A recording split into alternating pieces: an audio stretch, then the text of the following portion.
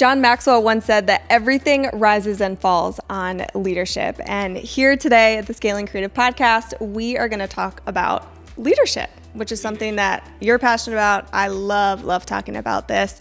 And we have a special guest today. Yeah, so a good friend of mine, Jimmy Casas. He is an incredible speaker, an author, a coach. He's just really good at what he does. And we had the privilege of sitting down with him and just having a conversation all about leadership. I think we'd all agree right now that this is more important than ever. We obviously have just gone through an election season, and we've just gone through seeing a lot of craziness happen over the last 9 months. And I think it's been really clear just how important leadership is. It's everything. And it drives everything. It drives culture, it drives organizations. So we want to just bring you this conversation that we had with him, and we will get right to it because there's some good stuff in this episode. Enjoy our conversation with Jimmy Casas. Okay, well, welcome, Jimmy. Welcome to the Scaling Creative Podcast. We're so excited to have you here today. Thank you so much. I'm super jazzed myself, so thank you very much. It's good to see everybody again. Yeah, it's great to have you on, and I've gotten the chance to know you over the last couple of years, and you are an incredible leader, an incredible coach of leaders. And so as we talked about doing leadership podcasts, you were the first person that came to mind because I just know I love, you are such a role-playing type of guy when you coach, and I always think that that's incredible. So I wanted to have you on, and I appreciate you taking some time. But can you give a little context first for those who don't know who you are? What do you do, and kind of where are you at? Yeah, so I served as an educator for 26 years. I went into the teaching profession and started my career in Milwaukee Public Schools.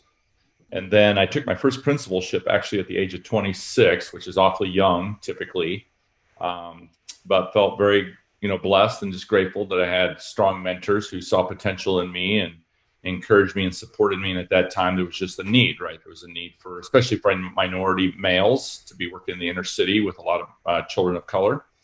And so was just very blessed for that. And so I continued on that journey, worked in 3 school districts over my career. I'm originally from the state of Iowa, born and raised. Started my career in Milwaukee Public Schools, though, but then eventually moved back to Iowa and then served in the same capacity at 2 different school districts.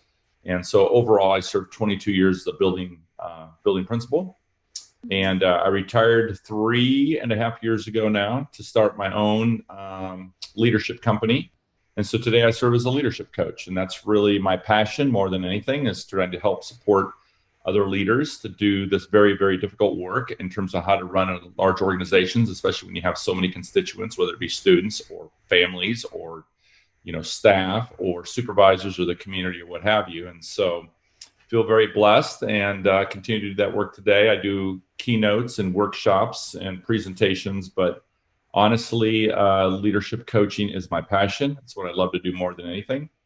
And in January, I actually started my own publishing company. So with a partner of mine, Jeff Zoll.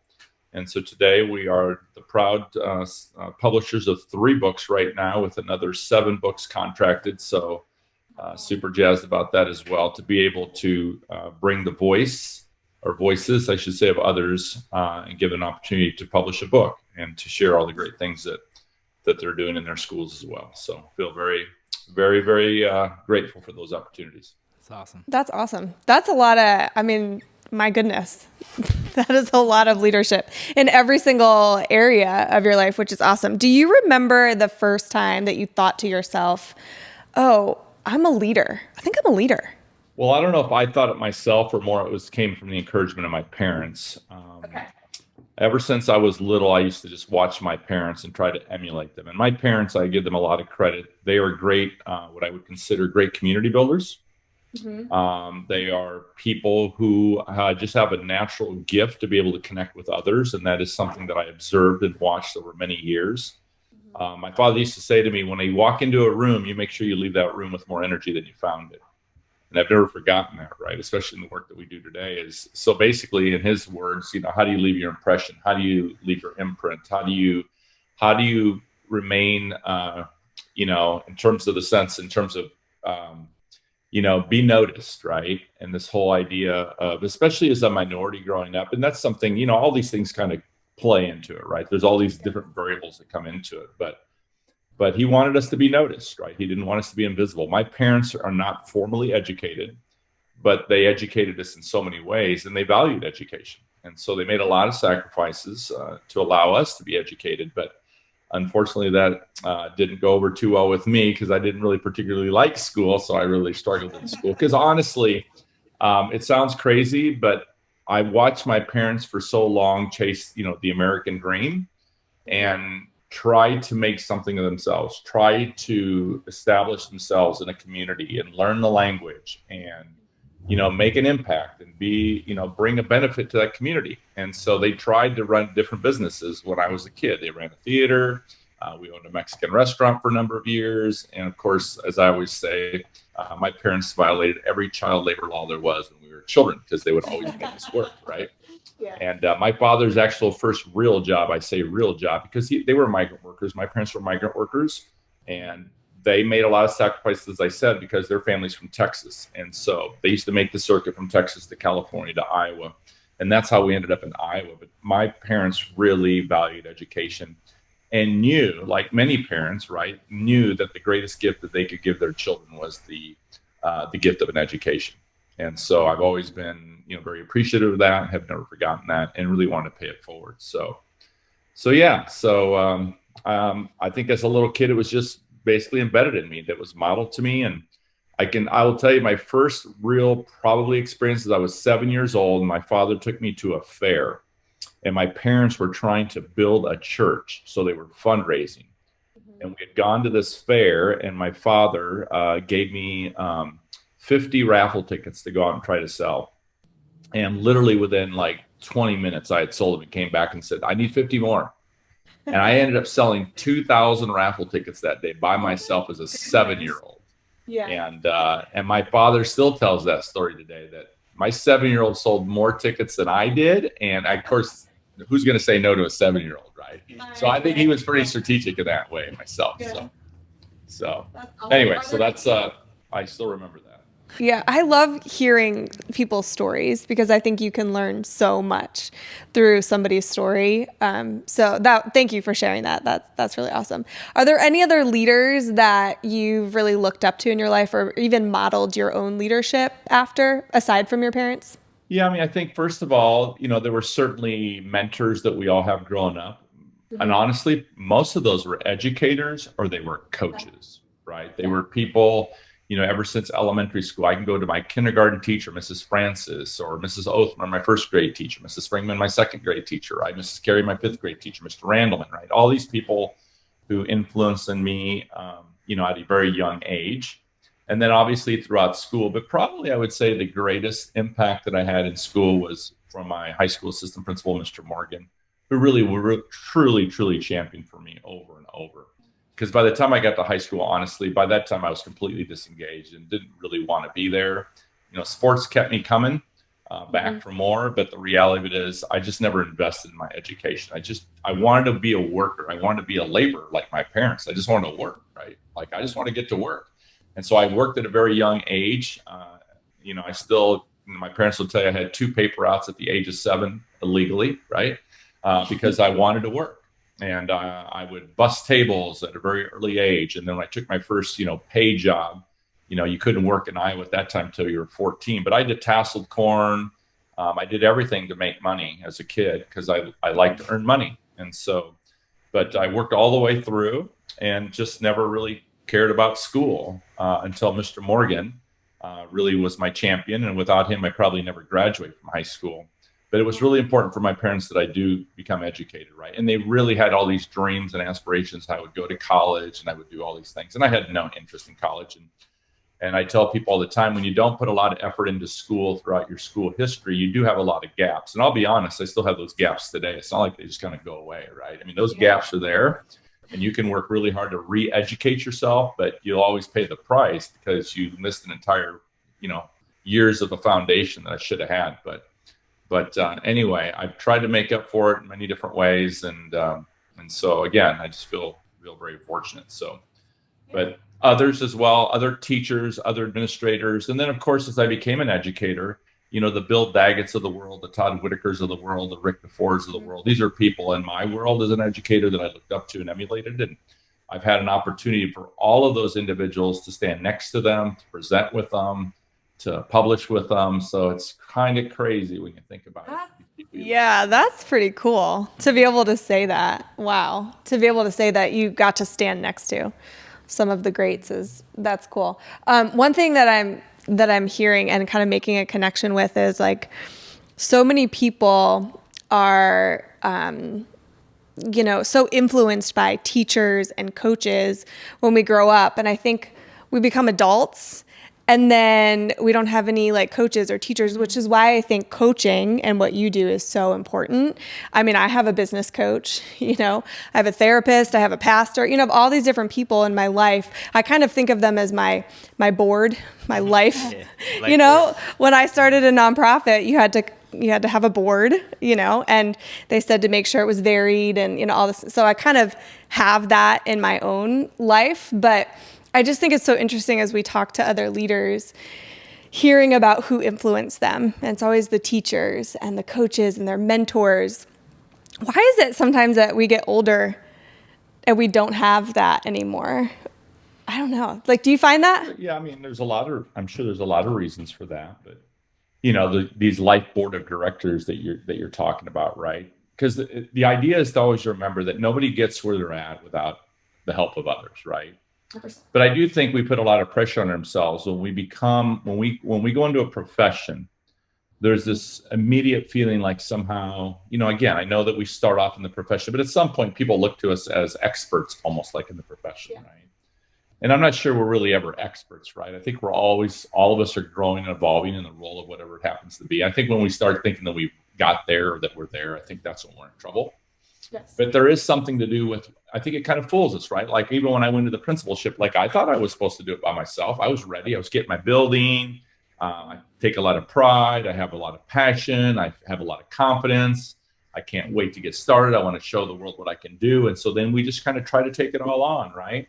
Mm-hmm. And then when we do that, we realize at some point, we really can't do it by ourselves, but maybe it's too late because we don't want to go back and admit that, right? Like, I don't want to admit that I failed. Or I don't want to admit that I need help. And somehow I think people who go into leadership roles, I think we all have kind of a DNA, a certain DNA, a disposition about us that we do have a sense of confidence. We believe that in ourselves, right?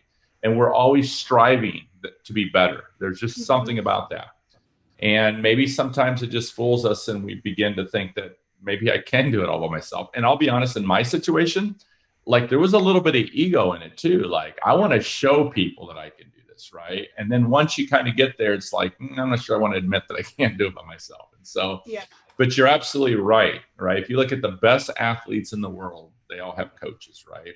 You look at athletic teams from professional to college to youth. I mean, people have coaches. I mean, their coaches is helping us because they give us a different perspective and they inspire us and they move us. And hopefully they instill in us this belief that we can actually make anything happen, right? Mm-hmm. And so I was lucky because in my 16th year as a principal, I actually took on a leadership coach in my building. And that kind of changed me, right? To kind of made me realize at that time, this is something I think I want to do someday because I know how much it helped me. And I wish that I would have had him early on in my career because honestly, it could have saved me a lot of anguish and a lot of issues and a lot of pain and just a lot of stress and a lot of failure. If I would have known better, people know what they know, right? That's it. And so we have to continue to surround ourselves with people, hopefully who know more than we do. And build a relationship that we can trust people who give us feedback, but they do it with the intent because they want us to make us better. They want us to be great.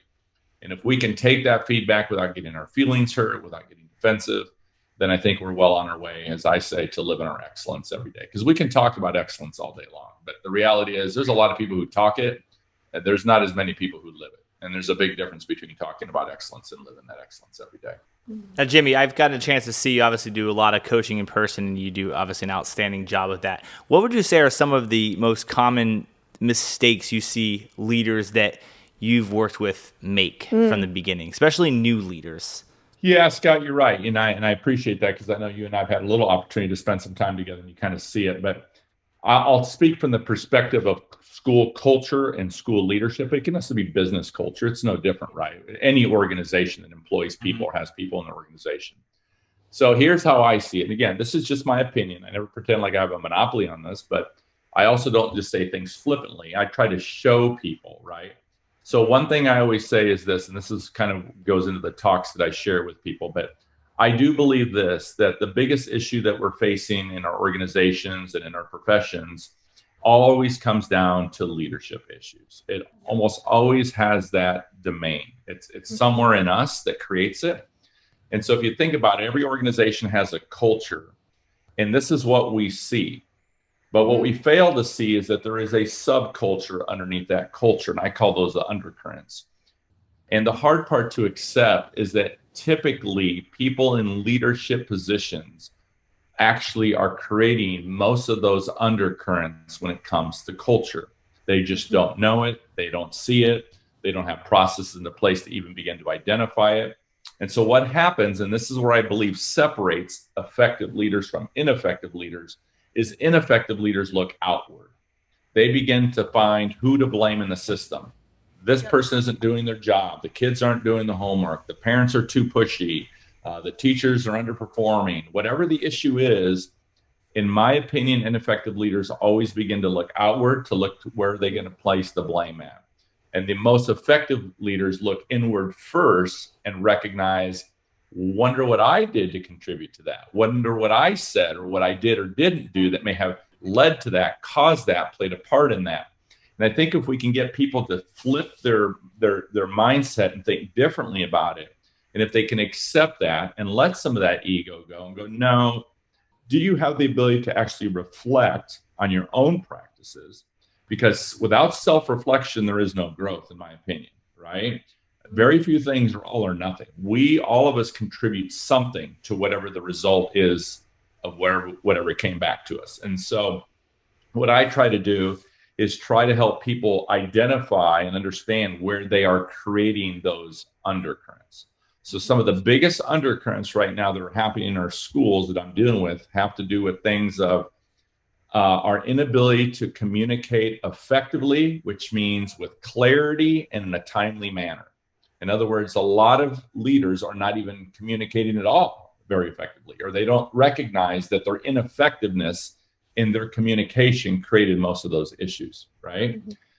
We hear a lot of things from staff where they get frustrated with leaders because they feel there isn't enough consequences, or that people, whether it's students or their peers, are not being held accountable for their performance, right? In other words, they're not doing their job and nothing happens to these people. The kids aren't behaving and nothing happens to them.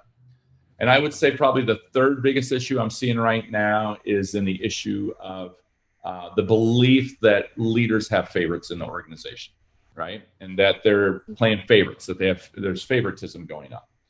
And honestly, there is, right? If we can just accept that and understand, well, why is that? And why is that happening? So if we could shift the mindset to say, well, how do I create a culture where everybody in the organization feels like the favorite person, right? Now, that's pretty awesome, right? If you can do that. And so people think, well, can I really do that? And the reality is, well, you can if you don't think you can. But if you believe you can, then let's make it happen, right? So processes and frameworks and structures in order to create a system are critical, because without the system, then you have all these inequities, and those inequities is what causes these undercurrents. And so people start keeping score. There's a natural tendency to people keep score about who gets what and who doesn't have this and who has a better relationship and why I didn't get a raise and why are they allowed to not come to work today and nothing happens to them, and all these different inequities that they perceive, but it's real to them. Well, it's because we created that somehow in the way we manage those situations. And so if we're not careful, we actually create a lot of divisions within our culture. And our job, in my opinion, is the healthiest cultures. The leaders have an ability to build a community of leaders, of people who come together and they have a mission. They know their why. They have a vision, right? They know their what do they hope to become? And they, most importantly, they have these values. And the values is their agreements of how they're going to behave in order to fulfill the mission and achieve the vision of the organization. And that takes a skill set to bring a group of people together to move together in the organization. And so that's why I say, I think we're responsible. The leaders are responsible for the culture and climate of the organizations. It's not the employees.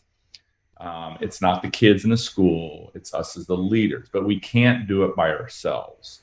So all these little variables come into play, right? I tell people culture, it can be one incident that happens, but typically ineffective cultures that are suffering their morale, it's like 1,000 little pieces coming together to create this issue, right? That's why culture is everything, but it really comes down, in my opinion, to how we behave in the organization. And the way people behave in the organization will define the culture of your organization. Yeah. And so we just have to recognize that. And then hopefully, if we have the skills, we not only invite people to lead with us, we not only encourage people to lead with us, but hopefully we inspire people to want to lead with us. And that's really what it's And Jimmy, I'd love to hear your thoughts too. Obviously, as thinking about it more from like an organization, a large organization with a CEO or something, building a community of people that you can share ideas with and bounce ideas off of it can get you in trouble on the side of it that you can't always share with everybody in an organization certain things that you're processing. And I know that there's like good and bad in that. How important do you feel like it is for leaders to surround themselves with people outside of their organization versus just a community of people internally as well? Yeah, I mean, if you look at it, right, there's always this balance, right, in terms of, who can you talk to in terms of confidential way, right? You have a confidential mind. Let's go back to the coach. The idea of the coach is to have somebody that you can share ideas, you can share frustrations, you can vent, you can get ideas, you can brainstorm, you can do all these things. But Scott, here's actually where I thought you were going with the question when you first started, but I think it all comes together, right? And that is this. The question comes down to this: whether the organization is this large corporation, or it's a regular sized business, or it's small business, right? It's a restaurant, it's your business, right? It's my business. It really comes down to, in my opinion, and I've always believed this, that cultures still are rooted in the basis of how much we're willing to invest in relationships with others. It still comes down to relationships, because relationships builds the trust. And what I mean by that is that in healthy businesses and healthy cultures, people know people's stories, right? Michaela just said that, how important it is to know people's stories, because that brings value to people, right? And if we can understand that the reason people behave the way they behave, well, typically it's because of their past experiences. These past experiences shape individuals in the sense of, well, why do they get defensive? I don't know, but let's find out why. Right? Why did they get their feelings hurt? I don't know, but let's find out why. Why did they get up and walk out of the room? I don't know, but let's find out. Why aren't they doing the work? I don't know. Let's find out why. But let's not judge it. Let's not make assumptions. If I knew my people and I had invested in my people, then I know why certain individuals are only able to give me so much today or right now or in this moment. Because if we knew their story, we wouldn't judge it. We wouldn't be so quick to dismiss something, or we wouldn't be so quick to go gossip. So the idea is to invest our personal time in others to get to know their story. Because I feel like when we don't do that, or we're not willing to do that, or we don't want to do that, it's kind of like we're basically devaluing people. What we're saying is, you know what? It's not worth it. He's not worth it. She's not worth it. That's just the way she is. That's the way he is. And every time we label people, we hold them hostage. What we really say is, you're never going to be able to reach your full potential because I've already labeled you that this is who you are. And I think that is such a reckless way to lead organizations. And so if we look at our team, if we look at our staff, if we look at the organization, the people within that organization, again, is how do we relate to people, and how do we build relationships with people so they feel confident. So if they're confident, then they feel capable. And if they feel capable, then they're willing to make more connections. And so this idea of how we connect with people, connectivity is critical in the work that we do. And so I always say, we are all one caring individual away from achieving greatness. We just need people to invest in us and believe in us and champion for us. And that is powerful. And if we can create that culture where people want other people to be successful, right? I didn't get in the profession to be successful. I got into the profession to help others be successful. And I believe in doing that, it will come back full circle to me. I think that's what defines it. So as you were talking, I was thinking, when you lack understanding, you lack compassion. And so I think as a leader, it's so important to understand your people and the people that you're leading, because without that, you lack compassion. I was actually even thinking just like a life situation where, so my daughter is obviously e-learning, right? And there's this one kid in her class that I just was like, I don't understand, whatever. And I'm not gonna lie, I was judging the kid a little bit. I really was. And then I heard a little bit more of his story one day as he was sharing some things, and immediately my heart softened toward him because of hearing a little bit of his story and things that he's been through and what he's had to overcome. I'm like, oh. But in that moment too, I was talking to my daughter about this because I think it's important to share, even as adults, like when I'm like, I made a mistake. I judged Jack a little bit. And this is why, now hearing his story. But it was just this conversation that ended up, Maylin and I were just talking about the importance of understanding Empathy. people. And so I loved what you said, but that just kind of came to my mind. When we lack understanding, we lack compassion. And I've seen you do that a lot, Jimmy, with some of the one-on-one coaching too, where I love how you put yourself, and it kind of seems like that's kind of what you do in your leadership, where you like to really put yourself like in their shoes. And I love when you do your role playing, you literally like will step on their side and then you step on the other side. You're just so good at that. But it feels like that's a lot of what that is, right? Because it's trying to get people to understand how someone else would perceive something when you don't necessarily think that, like, you say something to somebody, you're like, why in the world would they have taken it that way? Yeah. Well, but you don't understand how they heard it. And I feel like you do that so well of kind of putting yourself back and forth when you coach. Why do you do that? Yeah, I think it's exactly what you're saying, right? Because again, it goes back to, remember, most people only see what they see. They only know what they know. So to me, what I think effective coaches do is they do a couple things. Number one is they're able to ask really good questions, and they also use really good analogies. So here's my point. There are two types of cultures, in my opinion, that we create in organizations. We can either create a culture of compliance, which means we're basically just constantly telling people what to do in the organization, and they'll do it, right? Yeah. The problem is it isn't the healthiest way to do it. And not only that, in my opinion, it doesn't sustain over a long period of time. We want people who have a lot of pride in their work, that do the work because they're invested in it. They believe in it. It brings value to them.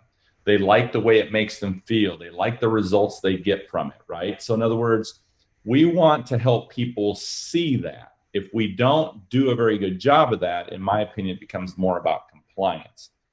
So what I try to do, again, these aren't perfect systems. I would never be that disingenuous, but I think we're pretty highly effective, in at least the results that we're getting and what we're hearing from our clients, is that I used to tell people what to do all the time. That's not coaching. That to me is consulting. I'm not a consultant. I'm a coach. I'm not here to tell people what to do. Now, will I consult if I have to? Yes, but only if I feel like the person's going to put themselves in a really bad position by doing something. Then I'm going to say, you know what, Scott, that's not a good idea. Don't do that. And but then I'm going to explain why, and then I'm going to offer them a better perspective and hopefully help them see why that would not have been a good choice, right? Again, I don't want to just leave it, don't do it. They need to understand what would have happened or what would have come from that had they moved forward. So I've got to paint that picture. So what I'm always trying to do is show people, right? Not tell people. So what I try to do is I try to influence the way people think. So as I'm moving around or I'm explaining or I'm using questions or I'm using analogies, all I'm trying to do is influence the way they're thinking about something. Because if I can get them to see it on their own, in other words, not tell them, I want to see if they can actually come to their own conclusion, then my experience is this: if I can influence their thinking, then they'll change their own behavior. And if they change their own behavior, that is not only healthier, but much more sustainable. So that's what I try to do. So I see myself more as a person who tries to influence others, not trying to tell people what to do. So if you look at it this way, so my model is kind of like a 60-30-10. 60% I'm coaching, 30% I'm collaborating, 10% I'm consulting. And the collaborating is more about problems of practice. We're sitting down, we're working through things together. I'm still asking questions, but we're kind of partnering and trying to resolve this situation like a problem of practice. But in the first episode, I'm spending most of my time just asking questions. I need to understand how leaders think before I can come in and try to steer them where I think they need to be steered in order for them to see what I need them to see. So again, if they do something, for example, they could delegate something to somebody, right? You ever done this? Delegate something to somebody and then they didn't do it the way you wanted them to do it. Like you didn't like the results, or they messed something up, or they didn't do it the way you hoped that they would have done it, or have you ever done this where you said, you know what, I could explain it to him, but by the time I explain it to him, heck, I could already had it done. I'll just do it myself, right? These are right. So these are, and again, from a leadership perspective, these things are real, right? And these cause all sorts of undercurrents in an organization. They just don't see it. Because here's the thing. So an easy solution is this. Number one, don't ever assume that when you delegate something to somebody that they have the skills to do it the way you want them to do it. If you delegated it and you made that assumption, that is on you as a leader for assuming that that person had the skills. And then we want to turn around and I say this word, Scott, right? You know, then we awfulize these people, right? We awfulize them. We blame them. No, blame me. I should have never put Scott in that position unless I knew for sure that he had the skills to do what I wanted to do. So I need a framework for that. See, and most leaders do not think this way because, well, they don't teach us this stuff in leadership school. So right. I've got to be very clear in my expectations so we communicate what it is we want the individual to do. But that still isn't enough, because what we need to do, in my opinion, is we need to show them what the standard looks like. In other words, if I want Scott to do it in an excellent manner, then I have to show him what I mean by excellence. Either I have to model it for him, or I have to bring somebody else in to model it for him, right? That's the only way he's going to know, because I can tell him, Scott, I want you to do a really great job. You hear me? You do a really good job. I want to make sure you do this. I know, but it still is not the same as let me show you what I mean by that. And then the next piece is, even then, you can't just release people. I've got to go with Scott because I need to observe him, because I need to be there. So if he goes too far, he makes a mistake, I'm there to kind of pick up the pieces for him, so he doesn't do damage, so he doesn't lose credibility, right? So he doesn't bring harm to the business. But someone's got to coach him through that. So it's like the training component of it to it, right? But I've got to coach him, but I've got to give him feedback when we're done. Hey, what went well? What did you think?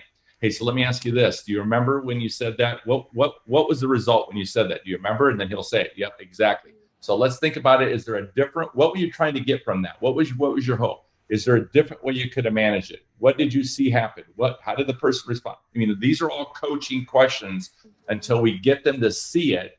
And then we come back and say, so after having said all that, let's think through this. What would have been a more effective way to approach that would have gotten you a better result? And then we'll just sit and see if he can see it. If he can't, I'll ask him more questions. I'll keep taking, then I use some analogies. And then once I'm done, now when he's ready, him and I talk about it, and I say, Scott, you ready? I think you got this, my man. I think you're ready. Let's do it. You're on your own. And then I release him. So it's that framework to communicate, to model, right? And then to observe and coach people, and then release them. And then there's always the follow back up, because you can't just release them forever. You still should periodically check back in, because that's the investment of time in people. That's how you build your capacity. You build capacity by helping others create a skill set that allows them to do it at the standard that you want them to do it at. And for those leaders that are constantly saying, heck, I'll just do it myself. Yeah, that's not good, because that's not sustainable. That's not healthy. That's called burnout. And not only that, you're never building your capacity, because what you're basically saying to others is, I don't trust you. I don't believe in you. And I'm going to show you that I'm the boss and I can do everything. And I'm a superhuman and I work more hours than everybody else. And I'm going to, that's not effective leadership. Effective leaders build leaders. They multiply the capacity within the organization. Everybody should be able to have, in other words, anybody should be able to step in at any time and be able to have the skills to do what needs to be done to continue to move forward in a positive way and an effective way. If not, it's because we created that gap. Yeah. I love what you always say too. I know you always all the time, and when you speak to them, model the behavior that you want to see repeated. I just have always that's always stuck with me, because I think it is so important. Yeah. What we model is what we get, right? So we better not ask others to do what we're not willing to do ourselves. And therefore, it really comes down to modeling. Like John Wood, and I love that quote, right? The most powerful leadership tool we have is our own personal example. Yeah. If we can always remember that, right? It's the best leadership tool you have. Let me show you. Yeah. It's also the best parenting tool that you could, because, being a parent, I think, is just being a leader within your home, with your kids. I can see why you're a good coach, Jimmy. I feel like I feel like I should pay you money right now. Well, and what else is, and I know you are, and what I love too is when you were saying about how you influence people's thinking. It's cool because I've gotten a chance to see this obviously first person where you will pick and question and question and question, and then eventually there's that there's that aha moment, and it is such a big difference when you make the person get that moment rather than just forcing, here's what you should do, right? But making them do it definitely changes their whole mentality. I love that. It's like what you said, the coach versus the consultant type of mentality. So Jimmy, if you the coach principles, because what you're trying to do is also see if this makes sense. And I tell them this up front. I want to coach you and model for you because that's what I want you to do with your staff. You need to coach your staff. See, we evaluate too much, I believe, in our world, right? We're always constantly evaluating people. So now we have our performance evaluation. And let's be honest, those make people nervous. It can be threatening. There isn't enough investment. So they have to see you as their coach, right? I get it. We're bosses. I mean, people in the business world might disagree with me. But if they think about it just for a second, I'm not saying that people shouldn't be given a performance evaluation. I'm not saying they shouldn't be evaluated. But what I'm saying is there comes a time and place to evaluate, but we need to make sure that people are being treated fairly and they're being treated in a caring way. We don't play gotcha games with people. We don't walk in and just fire people today because we're upset at them or they didn't perform their job. If you wait and we fire somebody at the end, I'm going to say, then you should have fired them back in October. Right. Because you already knew in October they couldn't do the job, right? Now I'm talking about performance issues. I'm not talking about serious breaches of discipline, right? They stole from the company or something like that. I'm not talking about that. I'm talking about performance because those are the biggest issues right now. It's the thing that consumes your time. People not doing their job effectively, right? So is it a skill issue or is it a will issue? If it's a skill issue, then I'm going to ask what training do we put in place, what support systems, what guidance, what resources have we given them the time? Are we taking something off their plate? Are we setting up for success? I mean, there's all these things that come in when we're trying to help people grow and develop. What is your system? I see this all the time. People come in, they get upset. And I say, well, what support systems do you have in place? Well, I hired them as principals. They should have those skills. Well, they don't. Yeah. So we better put something in place to help them. So we're blaming. That's what I'm saying. We're blaming these individuals. But what we're not saying is, no, I didn't do a very good job at growing develop. So it's no different. If that person failed, I feel like I failed them. And so that's how coaching works. It's no different to me. Is I want to coach people to help them develop a skill set so they then in turn coach teachers. And then if we can create that system, then the best part is this, then hopefully teachers are coaching kids rather than evaluating, because this is what we see every day in schools. It's called a grade. We hold it over kids. We punish kids. You didn't get your assignment undone. You didn't do your homework. And so it's a different mindset. And some people don't agree with me. They disagree with me because they think, well, you're just coddling, you're enabling. I said, well, no, if that happens, that's on me then. I have high expectations, just as high as you do.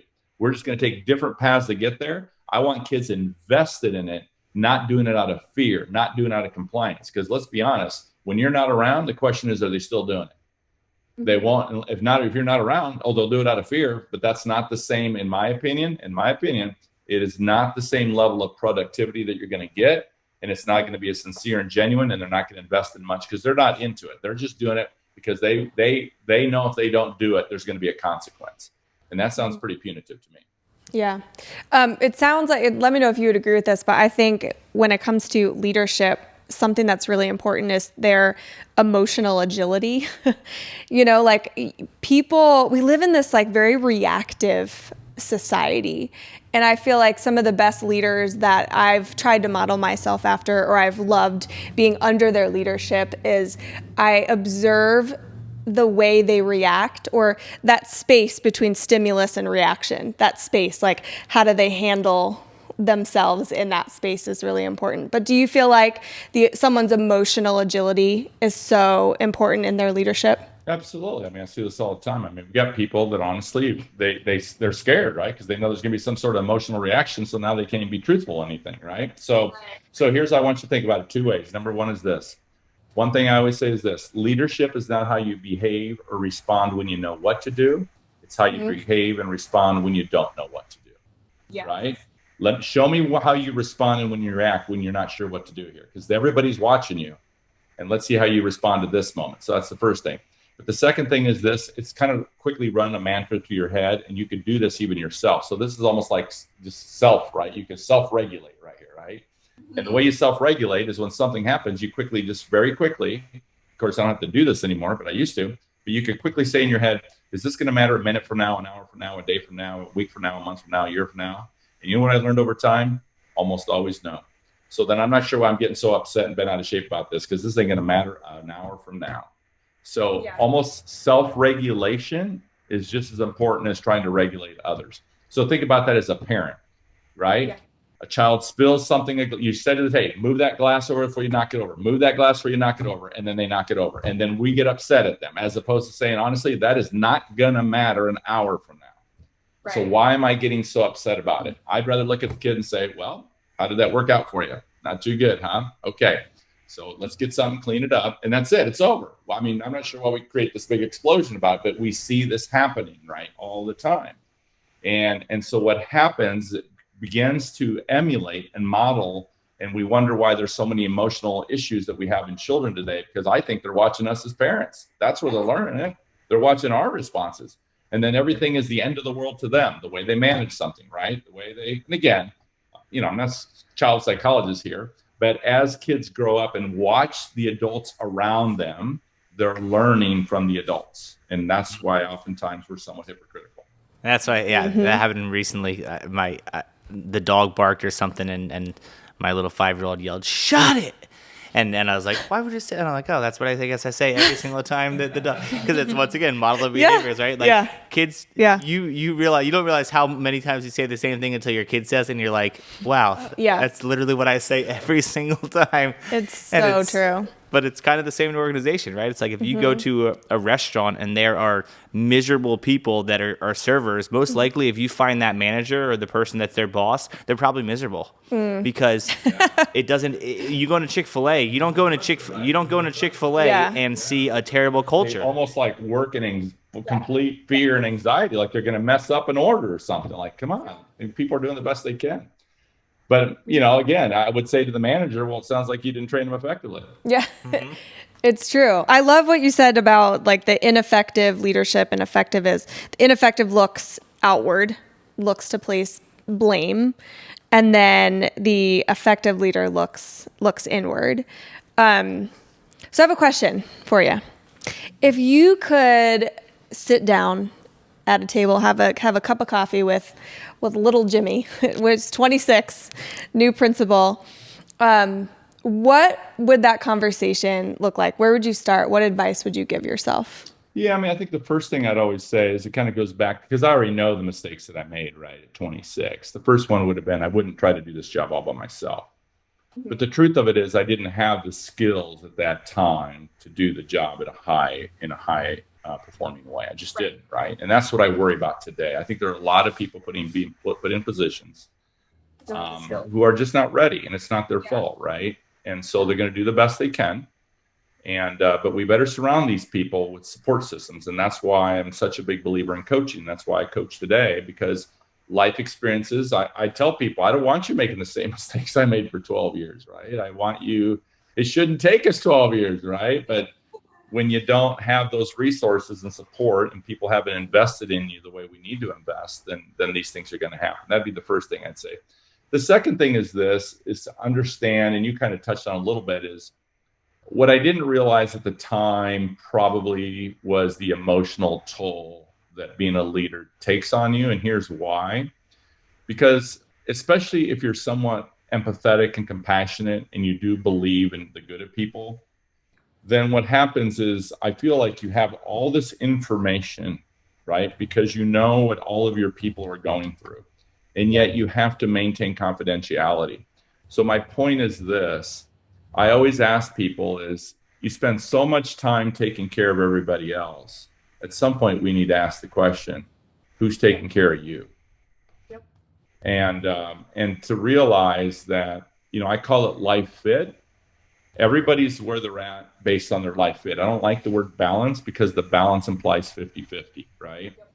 And that's not fair. You can't balance being a mother, a professional, and a wife. That's three parts, and it's going to be really hard to balance that. And so we have to give ourselves permission, so we don't feel guilty, that if I'm a single mother with two children under the age of 5, I'm just in a different life fit than Jimmy Casas, who has a 28-year-old, a 25-year-old, and a 20-year-old. Yeah. I'm not in the same life fit, right? But if we go back to what I said earlier, if I've invested in relationships and I know my people and I'm able to share a vision with the organization that says, listen, I am going to treat people differently. And here's why. Because you're all in different places. You all have different skill sets. You all are different parts of your life. I'm not going to say all of you are going to work 60 hours this week when this poor single dad over here isn't going to be able to do that. But if I have people that are single, people that are more veteran, whose children are grown, maybe for now, for this month, they can give me a little bit more, but they also understand why they're doing it. And more importantly, they're not critical of the other. In other words, they're not keeping score because we're transparent in our communications. They trust the relationship. They know that I would never put them in harm's way because they know I care deeply about them. Well, that's what we're trying to create when it comes to culture. And so to me, effective leaders know their people because they still know it's a people job, and it's about how they connect with their people and how they build trust. Because if you don't have trust in your organization, it's going to be really hard to have a successful organization. Mm-hmm. When you're coaching people, do you have to do a lot of self-image work? So I coach single women in their season of life, and I find I really start a lot with their self-image, how they see themselves, the story that they're telling themselves about themselves in their own narrative.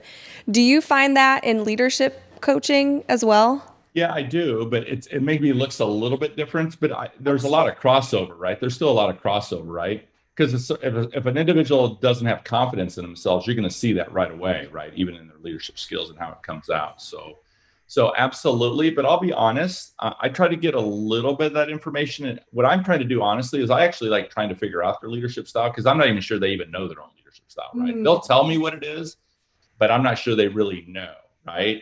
In other words, they take an attribute or a characteristic and say, well, I'm a very passionate leader, right? But then when I ask them to define that and what does that mean and what does that look like, they really struggle, right? They want to say, well, I just care so much, right? Well, okay, all right, right? So what I try to do is really try to help them shape kind of what their leadership style is. And then again, it's through questioning, right? And so part of it's trying to understand and help them understand. And that's, and self-awareness is a critical component of effective leaders, right? Yeah. Effective leaders are pretty self-aware, but they don't use excuses. Like I hear this all the time. Well, you just have to understand that's just the way I am. Well, how's that working for you, right? Are you going to accept that from an employee? Are you going to accept that from a staff member? Are you going to accept that from a student, right? Because one thing I hear a lot is people say, well, you just have to understand that's just kind of the way I am. And I've always been that way. So that's just kind of who I am. Yeah, well, it's not effective, and you better relearn a different way or you're going to struggle, right?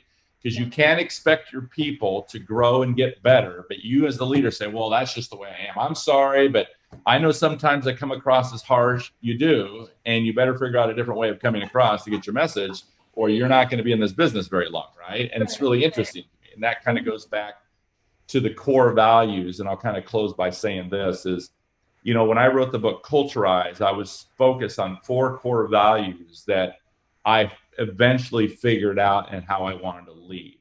And I wanted definitely to be a champion for kids, and I wanted to be a champion for the staff. And then I needed to define that, which to me meant this, that I was never going to quit on a kid. I was never going to quit on a staff member. But it also meant that when people weren't performing at the level that I expected them to perform, that I needed to invest more in that relationship to find out why. And that is so critical, right? And I believe that kind of goes to core principle 4, so I'll skip a couple here. But the last core principle is to be a merchant of hope. And it kind of ties in with number one, because the bottom line is this: I do believe all kids want to be great. I do. I don't think kids come to school and want to be failures. I don't think kids come to school and don't want to be successful. I think what happens, they lose confidence, they don't feel capable, they don't feel connected, and they begin to lose their way somewhere along their journey. And we see this transition happen, especially from middle school to high school. There's something there in that age where we see kids begin to give up a little bit, and we have to recognize that. But adults are no different. I call that kind of my edge of the couch moment. If you ever had an edge of the couch moment professionally or professionally, it's not a good place to be, right? Whether you're on the ledge or the edge of the couch, you're just in a bad place, in a bad space, right? So how do we help people get out of that? Core principle number 2 is about expecting excellence. And Scott already mentioned that. That is about modeling. It's all about modeling the behaviors we want to see repeated. In other words, we should never ask others to do what we're not willing to do ourselves. Yep. So if you think about that, we're champion for kids and adults is about relationships. Core principle number 4 is about hope. Core principle 2, expect excellence, about modeling. Honestly, my favorite core principle is core principle number 3, because it's called carry the banner. And that is really all about creating experiences for others. In other words, when you engage, when you have a conversation, when you have an interaction, when you're in a meeting, when you walk away from that individual, what you have to ask yourself is, will that individual or will those individuals carry the banner for me? In other words, I create an experience for them that hopefully moves them, inspires them, and they want to emulate it. And you give them an experience that they weren't expected, right? And so if you think about that, even with your own children, before you interact with your child, when that interaction's over, is your child going to walk away saying, oh, my mom loves me so much? Or is that child going to walk away thinking that my mom is really upset at me right now, right? And again, I'm not judging whatever result it is. I'm just saying, when you begin to think about it that way, think about your spouses. If I do that, is my spouse going to feel, is it going to surprise my spouse in the sense of, wow, I wasn't expecting that, right? You create an experience for them that lifts them up. It fills their cup. That's what we want. And so it's just a different way of looking at it. So that to me was critical. If I was going to deal with an upset parent, now I'm going to approach that differently, because I want that upset parent leaving that school and carrying the banner for Jimmy Casas. I want that student discipline situation. I want them carrying the banner. And this is what I say to teachers all the time. When the students go home at night, are they sitting at the kitchen table talking about your class, how awesome it was, how much they loved your class, how much they love you? In other words, you're creating experiences for these kids that they look at you like a hero, right? Or are they going home and saying, I don't like my teacher. She's so mean. She's so grouchy. He's this, he's that. Well, you're creating that. They're creating that experience. So create experiences for others, because it can't just be us carrying the banner. In your profession, your clients, your experience that you have with them, you need your clients carrying the banner for your organization if you're going to ever survive in this world as a business, right? Because it's called word of mouth. It's called the best advertisement marketing there is. And that's what I try to do, even in my coaching, is try to create experiences for people that they want to then carry the banner for me, or carry the banner for our job or profession, or in this case, J. Casas and Associates. So. Well, that's so good. Jimmy, I appreciate your time. Before we go, I want to let you at least, where can people find you and maybe inquire about getting some of this incredible coaching that you do? Yeah, the best place to go, always start, is to go to the website, J. Casas and Associates, and just send your inquiry in, and then we'll set up a call and have a conversation and see if there's a need, and if there's some way we can support that. If not, we'll try to figure out and help you in other ways, right? And then, of course, on social media and LinkedIn, if there's also opportunities there. So whether it's Twitter and Instagram are probably my 2 largest followings. And so that would be at Casas_Jimmy for both Twitter and Instagram, or they can follow us on YouTube, Facebook, or LinkedIn at J. Casas and Associates. Awesome. Well, thank you so much for your time. Appreciate it. Stay well out there. Yeah. Thank you so much. We'll talk to you real soon. Thank you. Good luck to you, okay? Keeping you in my thoughts, my prayers. Hang in there. I know it's tough times right now. Another great conversation with another incredible leader. Holy smokes. I really enjoyed that. Was there a major aha moment or takeaway that you had? I'm over here. I'm trying to remember all the notes. It felt like we paid for a coaching session just now, right? We were in his class. Like, I know. That's why I'm like, yes. I mean, I think getting the chance to spend some time with him and hear some of the things that he's done, the that undercurrents thing and the subculture. Yeah. I can see how important that really is. Yes. Because it's really like you sometimes don't realize Yeah. all the things that are going on underneath. And yet you are kind of the one that drives whether those even exist at all without realizing it. Yeah. And it can be easy to get, whether it's, you talked a little bit about, picking favorites and all that. It can be tricky because you're not always even aware of how you're doing in those things. And yet that drives a huge aspect of what your organization. I think the way to doing. find out what is going on in that undercurrent, though, like it's not always apparent to if you're like To the top leader. dog. Yeah. Yeah. You have to have an environment that welcomes feedback in order to actually learn what that is. Yeah. In the subculture. Yep. And then you can try to flip it. But Yep. it's never, it's not always just apparent and right there what's happening. Right. With, Yeah. With your people. Especially when you are a leader and you're not necessarily like in the in the middle of that, See them every single Yeah, you don't day, see it all the talking time. Yeah, but even in like a past conversation that we had with Joe, just having some of his staff feeling comfortable enough to come to him with some of those things, is really. And I almost think about it too, like I think it can be easy to kind of build that culture of allowing feedback and all that, and then sometimes people lose it as an organization grows. That it almost reminds me of like in the stage. Obviously, I have a small business, but it's like trying to start to put those things into place as regular. Like I try the best I can now of constantly meeting with people and trying to figure that out and hear feedback, but trying to actually put things in place that are essential things you do all the time, so that as you grow. Yep. It's a normal thing that it's not like, now how do I handle this? Right. How do I handle this? So whether it's putting a support system around you that they get initial feedback, which then comes to you or something, because it's easy to kind of have direct every day, see everyone you're a part of when you're part of a small organization. Yeah. But if you lose what made you so great small because of some of those things, I think it could get you in big trouble. Which is why, and I think it was Jimmy that said,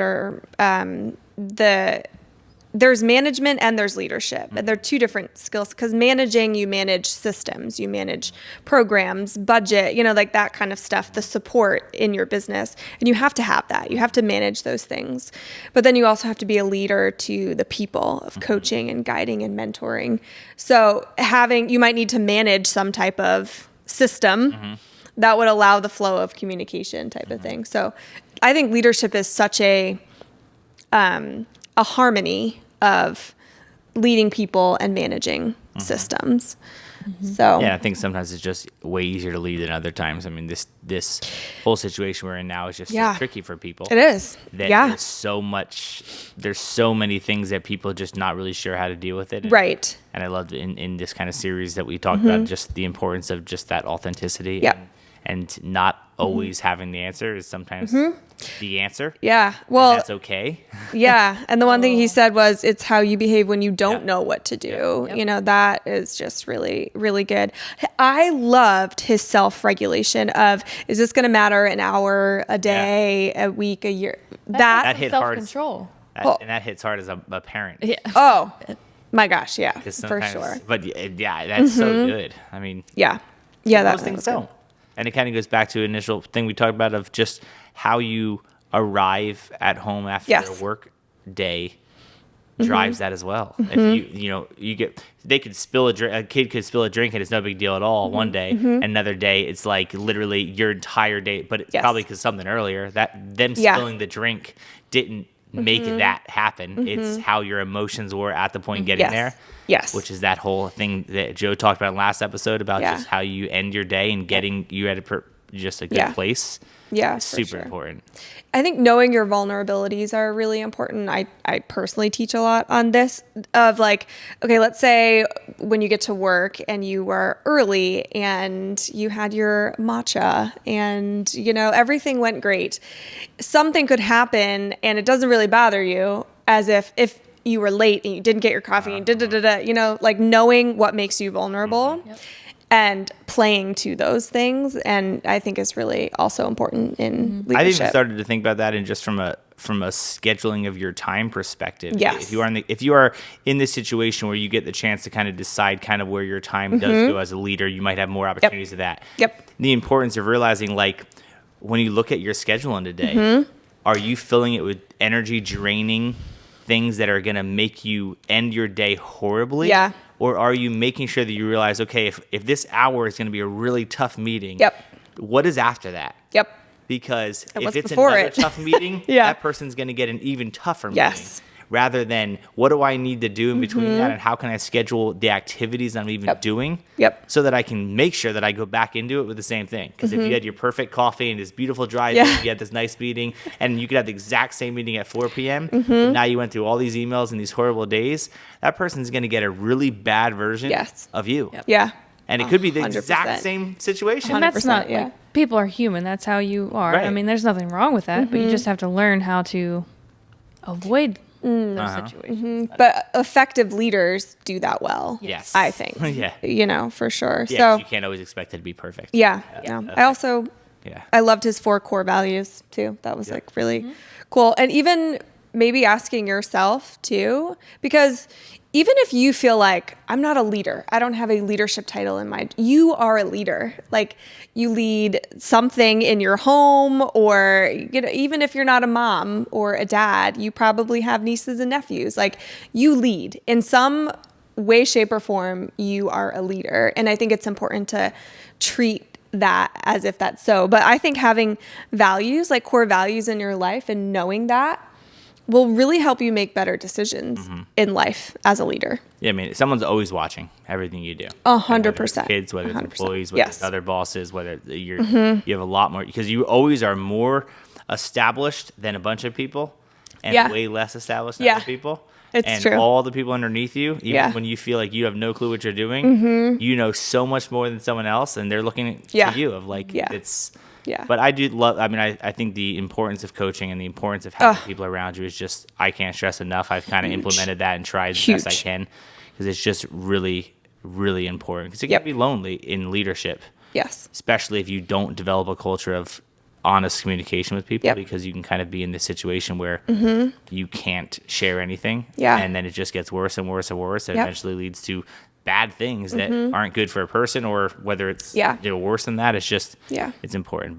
And Jimmy didn't mention this on the podcast, but he is an author also of many books, a lot of incredible ones about leadership and about culture. One specifically is called Culturize. So we will definitely link all the books in the description below.